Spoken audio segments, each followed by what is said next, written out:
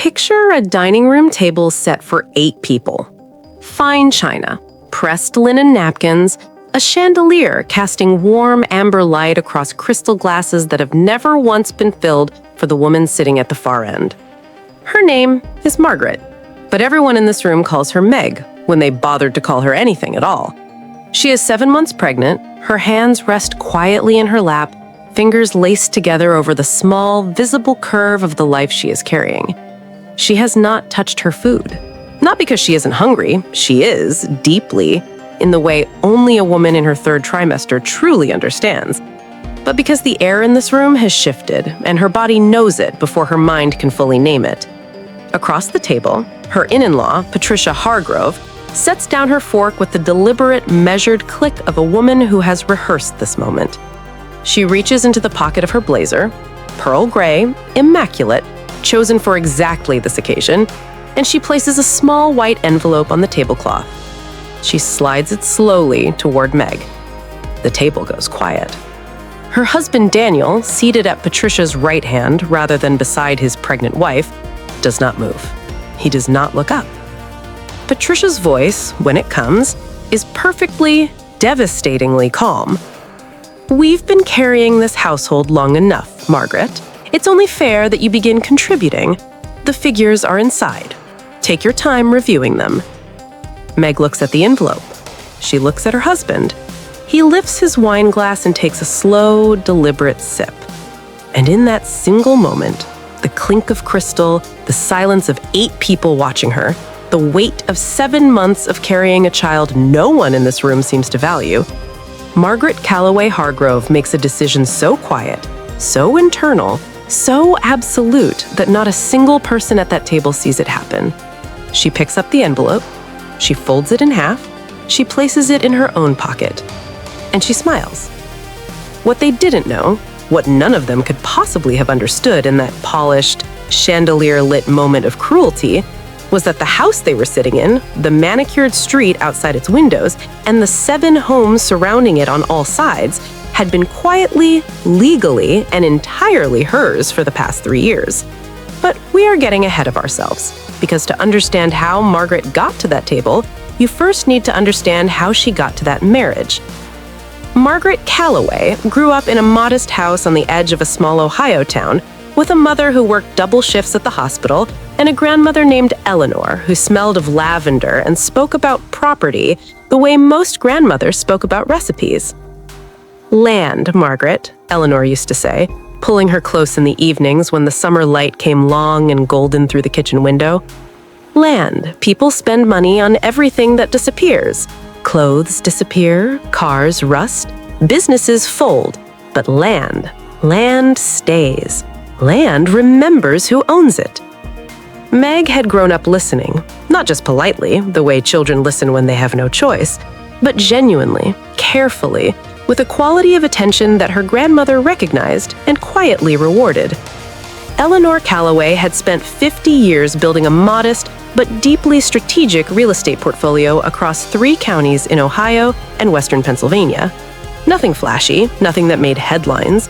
Residential properties primarily, streets of neat, well-maintained homes that she purchased quietly, managed meticulously, and never once discussed at social gatherings. She was not a woman who confused net worth with identity. When Eleanor passed away during Meg's 2nd year of graduate school, quietly, in her own home, in the bed she had slept in for 40 years, she left behind a portfolio that her granddaughter had helped manage since the age of 19, a trust administered by a lawyer named Thomas Reeves, and a handwritten letter that Meg has kept folded in her wallet to this day.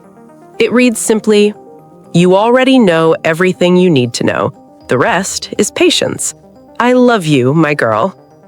Meg has never told anyone the full extent of what Eleanor left her. Not a college roommate, not a colleague, not her mother. Partly because Eleanor raised her to understand that privacy is a form of protection, and partly because by the time she was 26, with a master's degree in urban planning and a quietly growing portfolio she managed through a holding company called Elmwood Properties LLC, she had already noticed something important about the world. The moment people discover what you have, they stop seeing who you are. She did not want to be seen for what she had. She wanted, very simply, to be loved for who she was. Which is precisely when Daniel Hargrove walked through the door of the coffee shop on Meridian Street, where she was reading a lease amendment on a Tuesday afternoon in October. He was everything the eye immediately noticed. Tall, dark-haired, that particular kind of handsome that comes with easy confidence. The sort of man who fills a room not with noise, but with a certain gravitational pull, a sense that things happen around him. He worked in commercial real estate development, which, in the early days of their courtship, Meg found quietly, privately amusing, for reasons she kept entirely to herself. He sat down across from her uninvited, noticed the lease document she was reading, and said with genuine curiosity, "You're either a lawyer or you're someone's landlord." She had looked up slowly, amused against her own better judgment, and replied, "What if I told you neither?" It was, in retrospect, the most truthful thing she ever said to him, and it was the beginning of everything. They dated for 14 months.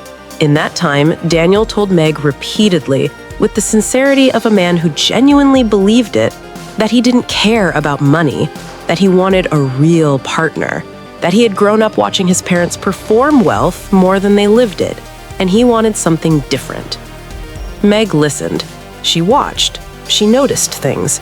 The way he tensed, almost imperceptibly, when a colleague mentioned a promotion.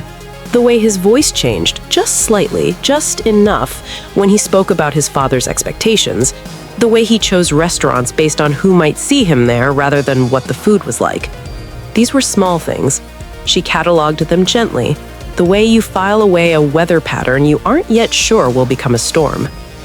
But she loved him, quietly, genuinely, with the full weight of a woman who had never allowed herself to love carelessly. And when he proposed on a Sunday morning in their apartment kitchen over scrambled eggs and terrible coffee, with a ring he had saved for genuinely, she said yes, without hesitation. They married in a small ceremony the following spring. It was Meg's choice to keep it intimate. 50 people, a garden venue, her mother in the second row with tears she refused to let fall. Daniel's parents attended with the polished, faintly pained expression of people who had expected something larger and more photographable. Patricia Hargrove had kissed Meg on the cheek at the reception and said, with a smile that didn't quite reach her eyes, "You're a lovely girl, Margaret. I do hope you'll grow into this family." Meg smiled back with perfect warmth and said nothing. She had already grown into herself. She simply hadn't announced it yet. The first 2 years of their marriage were, by most measures, good. Meg continued managing Elmwood Properties quietly from her home office through Thomas Reeves, whose firm handled the legal and administrative machinery while she made the strategic decisions. She told Daniel she did part-time consulting work in urban planning. It was not a lie, exactly. She simply left out the scope. She cooked. She organized. She attended every Hargrove family dinner with a patience that bordered on grace. She listened to Patricia describe Daniel's childhood achievements and Gerald's business philosophy and the importance of the Hargrove name with the serene attentiveness of a woman who had genuinely interesting thoughts she'd chosen not to share. She supported Daniel's career with a steadiness he didn't fully appreciate until, years later, it was gone. When his commercial development project in the third quarter of their first year fell short of its projections and his firm placed him on a performance review, it was Meg who sat with him at the kitchen table past midnight, helping him rebuild his presentation. It was Meg who noticed the zoning amendment his competitors had overlooked and quietly pointed him toward it, framing it as a casual observation, letting him take the credit. He got his promotion. He celebrated with his colleagues and came home at 2 a.m. smelling of expensive whiskey in triumph, and he kissed her once, briefly, and said, "You're the best," before falling asleep. She sat in the kitchen for a while longer, in the quiet, and she thought about her grandmother. Land stays. Land remembers. The pregnancy was not planned, exactly, but it was not unwelcome. Meg discovered she was expecting in January, a gray and frozen month. and she sat with the knowledge alone for 2 hours before telling Daniel, not because she was afraid, but because she wanted to hold it close for a moment, to feel the full weight of it before it became shared, discussed, scheduled. When she told him, his face moved through several expressions quickly: surprise, calculation, something that might have been genuine joy, and then a settling into a kind of resolve. "We'll need more space," he said, "and we should talk about the financial picture. I've been thinking, my parents' place on Elmwood Close has the in-law suite. It makes sense to be closer to family right now." Elmwood Close. Meg held her expression perfectly steady. "Let's talk about it," she said. And she made a mental note to call Thomas Reeves in the morning. They moved to Elmwood Close in March when Meg was 4 months along. The street was exactly as she remembered it from the property assessments: a curved, quiet lane of 8 well-maintained Victorian-style homes in a well-regarded neighborhood, the kind of street that appeared on local real estate listings as a hidden gem and established community. Daniel and Patricia's parents occupied the largest home at the head of the curve. Gerald and Patricia Hargrove, long-standing residents, fixtures of the neighborhood association, holders of the unofficial social registry of who belonged and who did not. They welcomed Meg and Daniel into the house 2 doors from their own, with the air of a king and queen granting a small province to a relative they hadn't quite approved. Patricia had opinions about the nursery colors. Gerald had opinions about Daniel's parking. They both had opinions about Meg, mostly expressed in the particular silence of people who had expected their son to marry someone from a family they had already vetted. Meg painted the nursery herself in the pale green she had chosen because it reminded her of the light in her grandmother's kitchen. She said nothing about Patricia's color suggestions. She said nothing about quite a lot of things. The shift, when it came, did not arrive as a single moment. It arrived the way a tide comes in, gradually, then all at once, and by the time you notice how far the water has risen, you are already standing in it. It began with small absences. Daniel started working late in April, then later in May. He had a new project, he said, a major commercial development on the east side, a significant deal, potential career-defining. He needed to give it everything. Meg understood ambition, she respected it, but she also noticed that he no longer answered his phone between 7 and 10 in the evenings, and that his work shirts, when she prepared the laundry, occasionally carried a scent that was not his cologne and not her own perfume. She noticed.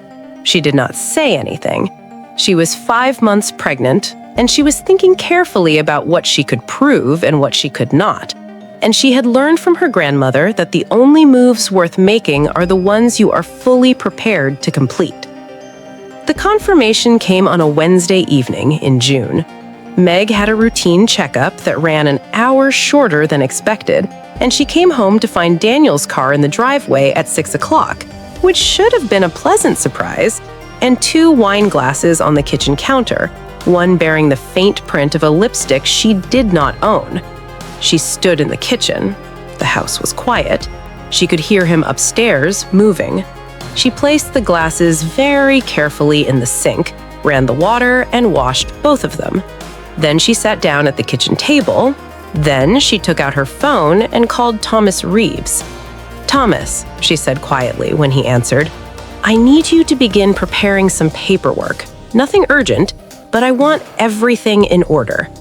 Thomas Reeves had known Margaret Calloway since she was 19 years old, sitting across from him in his law firm's conference room, absorbing the terms of her grandmother's trust with an attention to detail that made him revise his assumption about young people entirely. He said, "I'll start in the morning." "Thank you." She ended the call. Daniel came downstairs 20 minutes later and kissed her on the top of the head and asked about the checkup with the expression of a man performing the role of a concerned husband. She told him everything was fine, the baby was healthy, and everything was going to be fine. By July, the absences had become architecture. Daniel was rarely home before 9. When he was distracted, present in the physical sense only, his eyes on his phone, his attention somewhere else entirely. The conversations they had were logistical, administrative, the kind of exchange two strangers might have about shared utilities. He had stopped asking about the baby's movements. He had stopped touching her hand at dinner. He had, in the quiet and cumulative way of a man who has already decided something and simply hasn't announced it, begun withdrawing from the marriage as though he were a tenant letting a lease expire. But it was the Sunday dinners at Patricia's that sharpened the betrayal into something with edges. The Hargrove family dinners had always been a performance. Patricia cooked the kind of food that required an audience, and Gerald opened wine he described at length while the women cleared plates. Daniel's younger sister, Natalie, sharp-tongued, fashionably dressed, and deeply loyal to the Hargrove social code, attended occasionally with her husband Marcus, who had the blank, agreeable manner of a man who had learned not to have opinions in his wife's family home. By her 6th month, Meg had attended 11 of these dinners. She had listened, smiled, answered questions about the pregnancy with appropriate warmth, and deflected questions about her little consulting work with graceful vagueness. She had been, by any observable measure, a model of patience. Then came the Sunday in late July when Patricia looked down the table at her 7-month pregnant daughter-in-law and said, with the precision of a woman who had planned her sentence, "Daniel tells me your contract work has dried up a bit. I hope you've been thoughtful about the budget going forward. Children are expensive, and it would be unfortunate to be a burden on Daniel's progression right now." The table went quiet. Daniel said nothing. He was looking at his plate. Meg set down her fork. She looked at Patricia with the calm, unhurried attention of someone deciding how much of themselves to reveal. Then she said, pleasantly, "I appreciate your concern, Patricia. I think we'll manage." Patricia smiled thinly. "Of course. I only mention it because Gerald and I have been discussing how to structure the household going forward. We've been covering rather more than our share on the street, and now with the baby coming, well, it makes sense for everyone to formalize their contributions, don't you think?" It was at this point that she produced the envelope, the white envelope, slid with manicured precision across the pressed linen tablecloth toward the woman 7 months pregnant with her grandchild. Inside, Meg would later confirm, was a handwritten accounting of what Patricia had decided was Meg's fair share of household and neighborhood expenses, a figure that, itemized with remarkable audacity, included a contribution to the neighborhood association, the shared maintenance of the private road, and a monthly payment Patricia had simply labeled family infrastructure. Total, $4,200 per month. Meg looked at the envelope. She looked at her husband. Daniel took a slow, deliberate sip of wine and did not meet her eyes. In the silence of that moment, something in Margaret Calloway Hargrove completed itself. A decision that had been forming for weeks, patient and quiet as a tide, reached its full height. She picked up the envelope, she folded it in half, she placed it in her pocket, and she smiled. "Thank you, Patricia. I'll review it carefully." She did not cry at the table. She did not cry in the car on the way home, though Daniel drove the 3 minutes in complete silence, his jaw set, his eyes fixed on the road with the studied neutrality of a man who knows he has done something wrong and is hoping the moment will dissolve on its own. She did not cry when she got inside.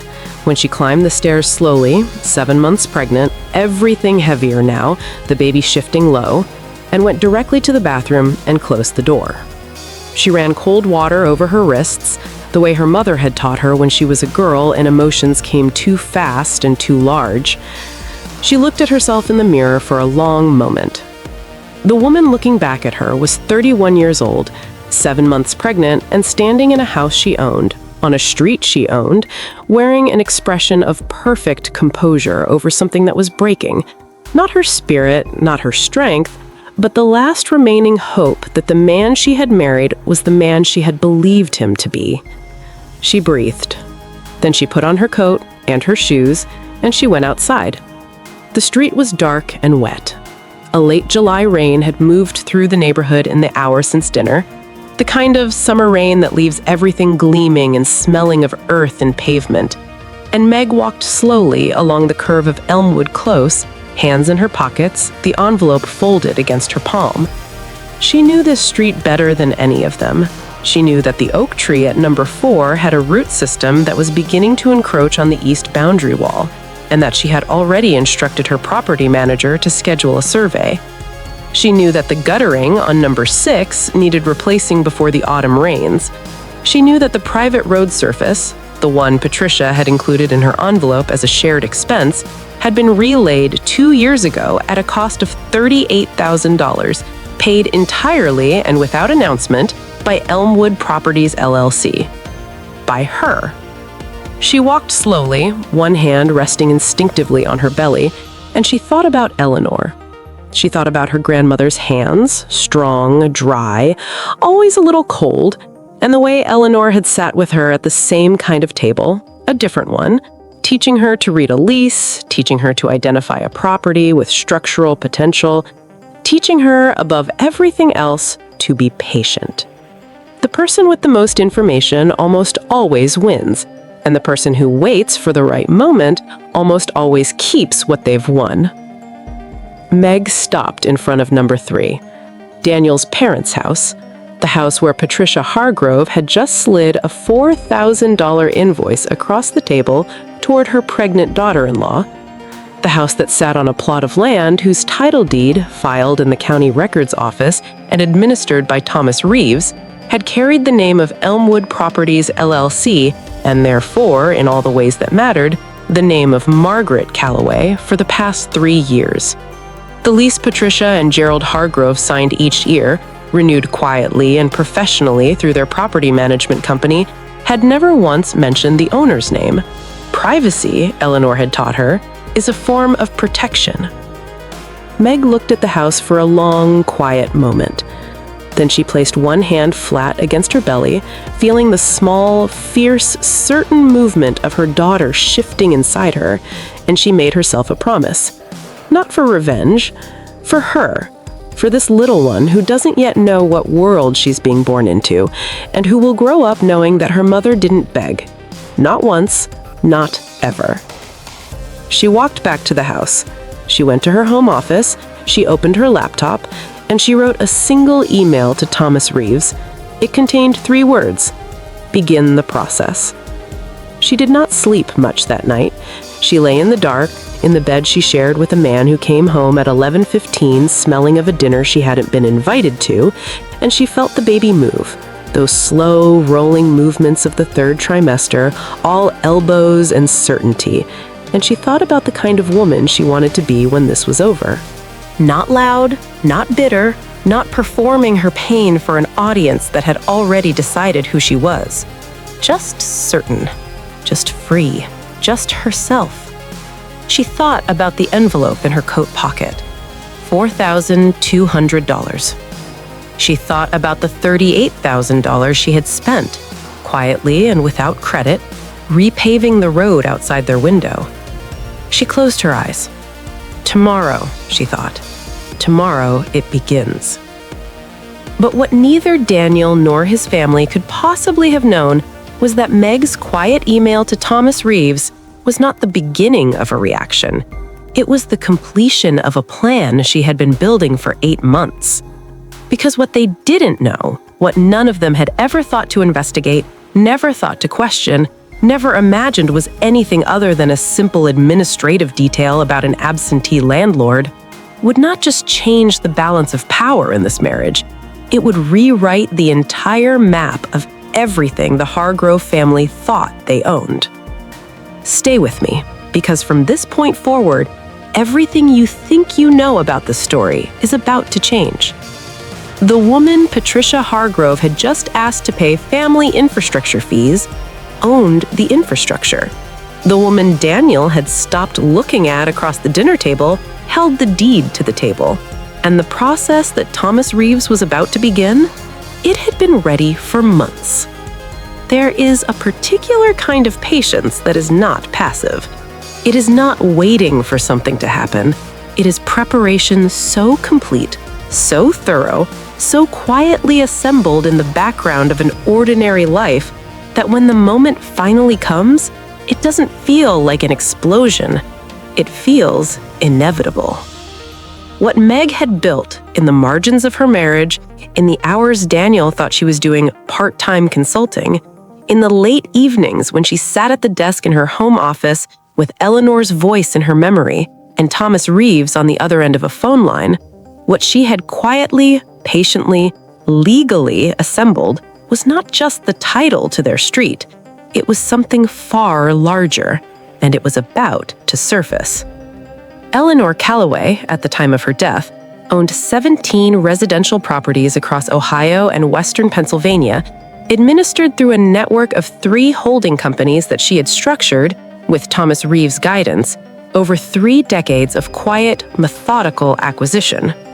When the estate passed to Margaret, Thomas had taken her through each property with the care of a man entrusting someone with something irreplaceable, which is precisely what he was doing. The total value at the time of inheritance was somewhere in the region of $6.4 million. That was 8 years ago. Meg had spent those 8 years managing the portfolio with the same attention Eleanor had taught her. Not to grow it aggressively, not to flip or develop or maximize short-term yield, but to tend it, to maintain it, to acquire occasionally and carefully when something came along that Eleanor would have called sound. Elmwood Close had become available 3 years ago. All 8 properties offered together as a portfolio sale by an estate executor who needed a clean, quiet transaction. Meg had reviewed the assessment on a Sunday afternoon, identified it immediately as exactly the kind of long-hold residential street Eleanor would have called a keeper, and completed the purchase through Elmwood Properties LLC within 6 weeks. She had mentioned to Daniel around that time that she had taken on a small new consulting project. He had nodded, barely, and returned to his phone. She had noted that too. What made the Elmwood Close acquisition particularly interesting, the detail that Thomas had flagged carefully before she signed, and that Meg had considered for 2 full weeks before proceeding, was that among the 8 properties on the street was the one currently occupied by Gerald and Patricia Hargrove. They were existing tenants, their lease administered through the previous owner's management company. When Elmwood Properties LLC completed the purchase, their lease simply transferred, as is standard in such transactions, to the new owner. The notification letter had been sent through the management company, bearing the LLC's name and a P.O. box address. Patricia Hargrove acknowledged receipt with a brief, polite note addressed, "To whom it may concern." She had never asked who the new owner was. It had never occurred to her to ask. Why would it? The street was managed smoothly, the rent was reasonable, the maintenance was, if anything, better than before. She had no reason to look closely at the name of the holding company. She certainly had no reason to connect it to the quiet young woman with the graduate degree and the part-time consulting work who had married her son 18 months later. Privacy is a form of protection. Thomas Reeves had been preparing the documentation since Meg's email arrived at 11:47 on a Thursday night. 3 days later, he called her on a Saturday morning while Daniel was at the gym.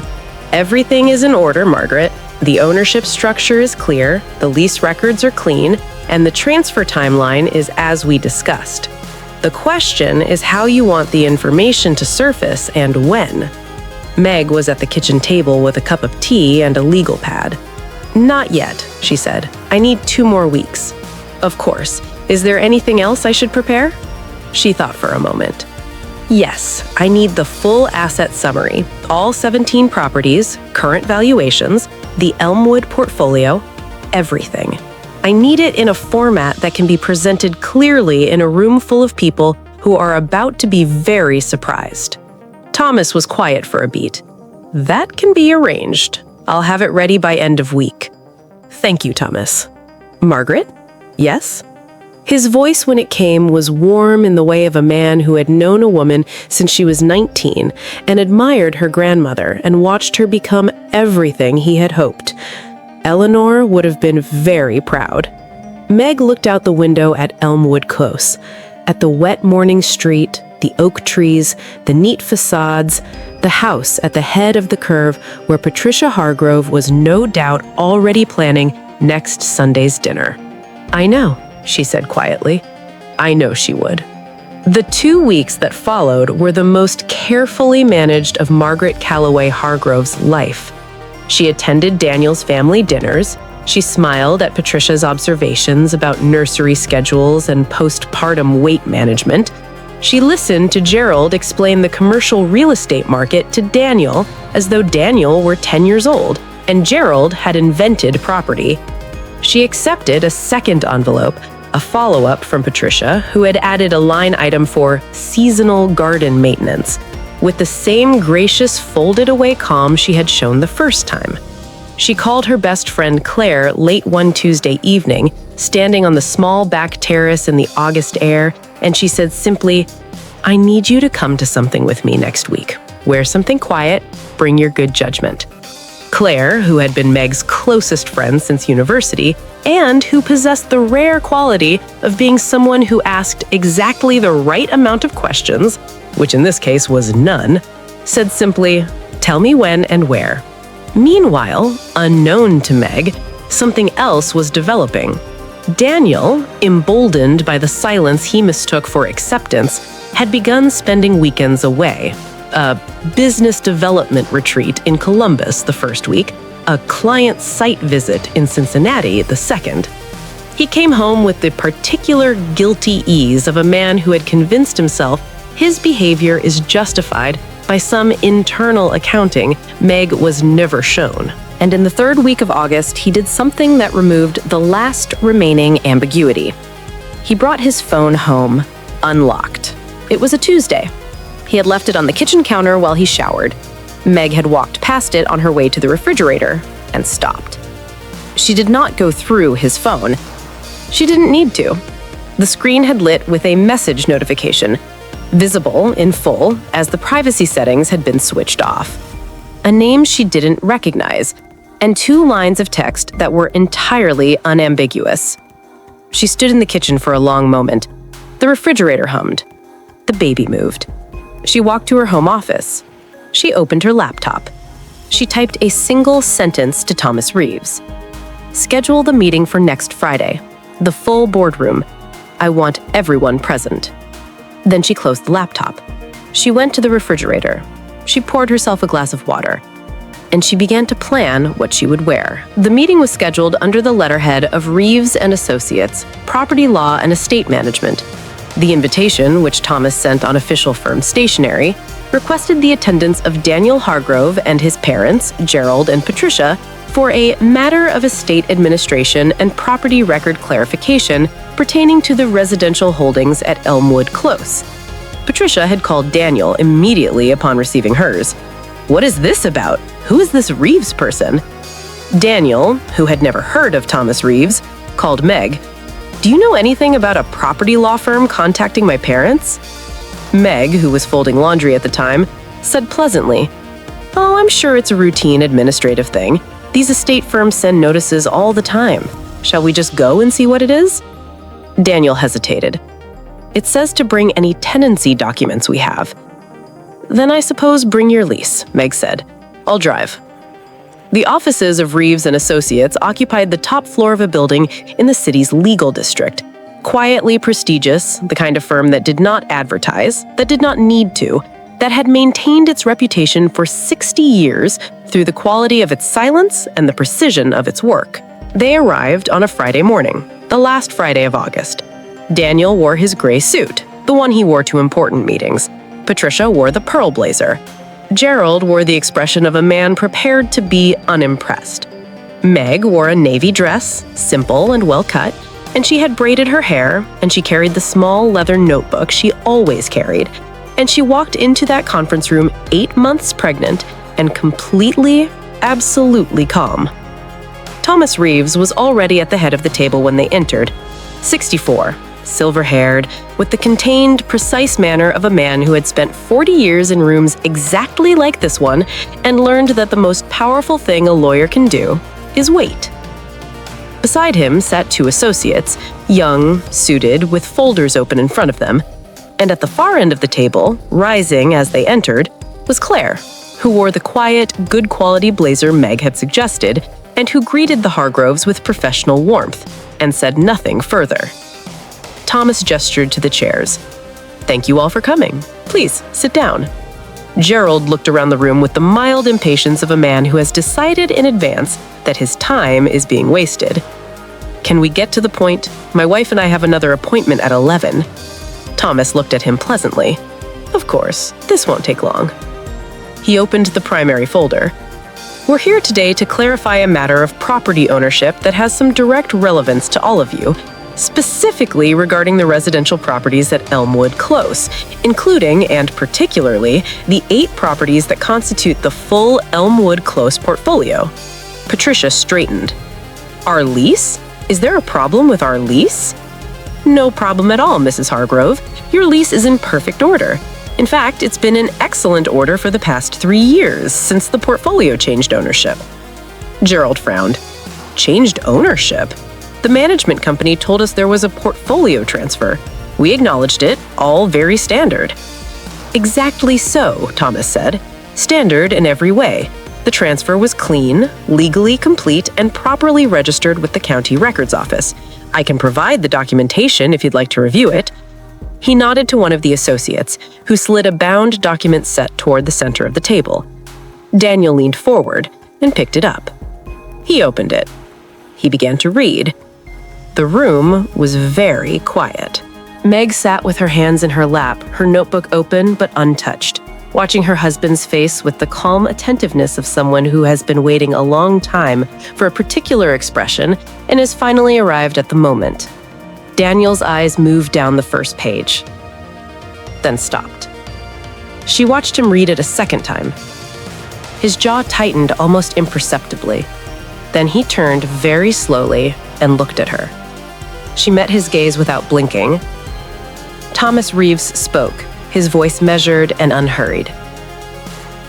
"The full Elmwood Close portfolio, all 8 residential properties, including the property currently occupied by Mr. and Mrs. Gerald Hargrove at number 3, was purchased in its entirety in September 3 years ago by Elmwood Properties LLC, a holding company registered in the state of Ohio."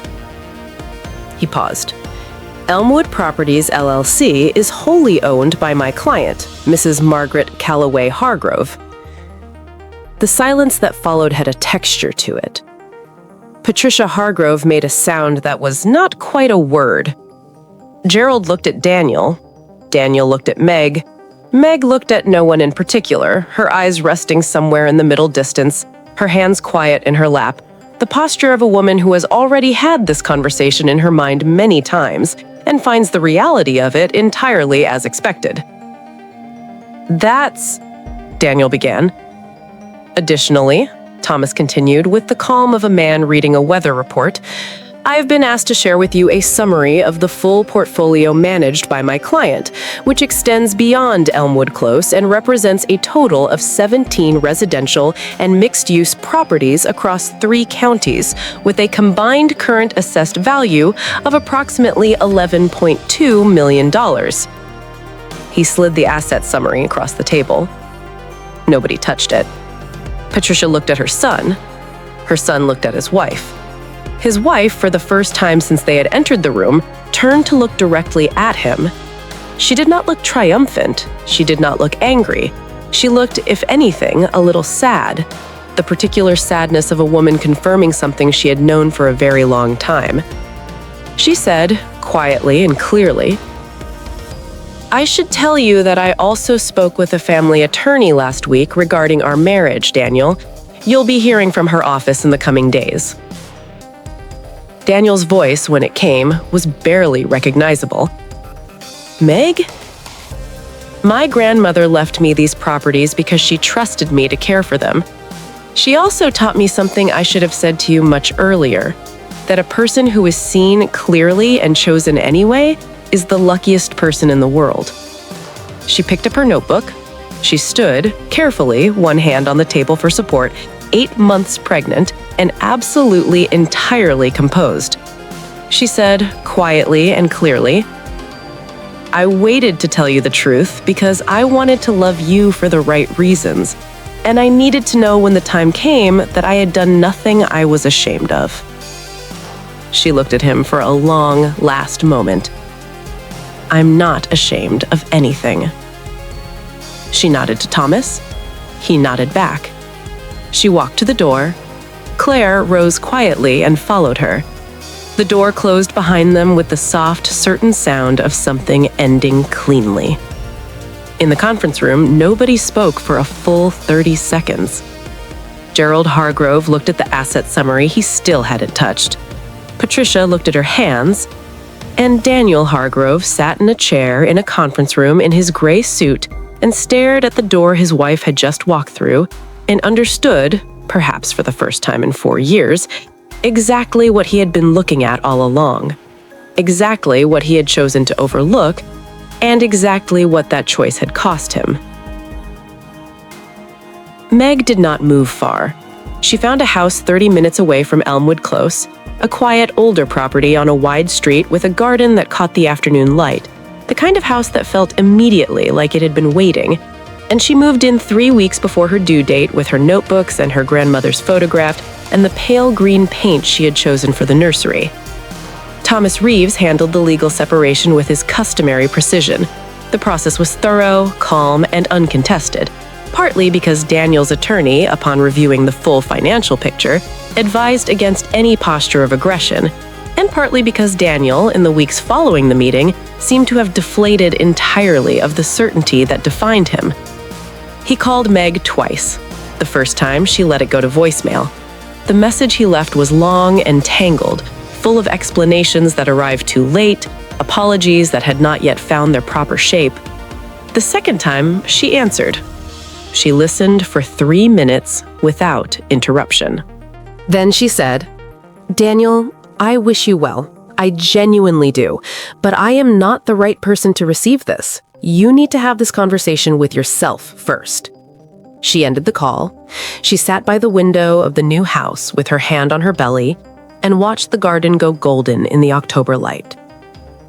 Patricia Hargrove never called. This did not surprise Meg. It did not hurt her either, not the way she might once have expected. There is a particular freedom in being fully seen by someone and fully rejected. It removes all ambiguity. Patricia had never wanted Meg. She had wanted a version of her son's life that Meg did not fit. And now that the landscape had shifted, Patricia would simply redraw the map to exclude her. Meg could live with that. She had built a life that did not require Patricia's endorsement to stand. What she had not expected, in all her careful preparation, was the morning of October 14th. She had not expected the particular quality of that morning, the way the light came through the curtains of the new house, softer than Elmwood Close, warmer, and the way everything in her body shifted into a different gear at 4:17 in the morning with a certainty that needed no explanation. She had not fully expected, not in the precise embodied way that it arrived, the moment at 7:48 in the morning when her daughter was placed in her arms for the first time. She had thought about this moment often, in the late nights at Elmwood Close, alone in the dark while Daniel slept, in the rain on the curved street, one hand on her belly, making promises she meant, in the conference room, walking toward the door, carrying her composure like a shield.